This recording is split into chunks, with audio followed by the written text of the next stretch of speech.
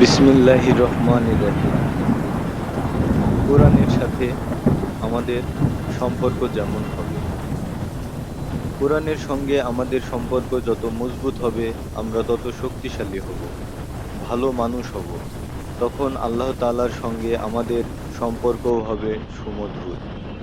আল্লাহর রঙে রঙিন হবে আমাদের পুরো জীবন। কিন্তু দুঃখের বিষয় হলো, কোরআনের সঙ্গে আমাদের সম্পর্ক এখন নেই বললেই চলে।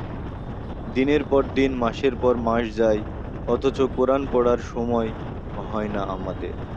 আসলে আমরা কোরআনের মূল্যই বুঝি না।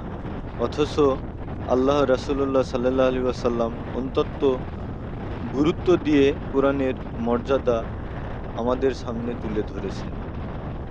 রাসূলুল্লাহ সাল্লাল্লাহু আলাইহি সাল্লাম বলেন, সৃষ্টিকুলের ওপর আল্লাহর শ্রেষ্ঠিত্ব যেমন, সকল কথার ওপর আল্লাহর বাণীর শ্রেষ্ঠিত্ব তেমন।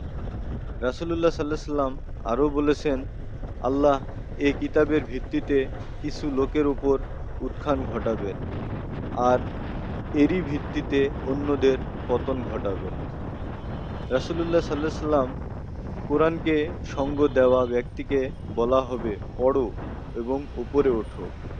দুনিয়ায় তুমি যেমনভাবে ধীরস্থিরভাবে তেলাওয়াত করতে, সেভাবে তেলাওয়াত করো। তুমি সর্বশেষ যে আয়াত পাঠ করবে, সেখানেই হবে তোমার ঠিকানা। তাই কোরআনকে বানাতে হবে আমাদের সবচেয়ে আপন, ফিকে হয়ে যাওয়া সম্পর্ককে করতে হবে সতেজ।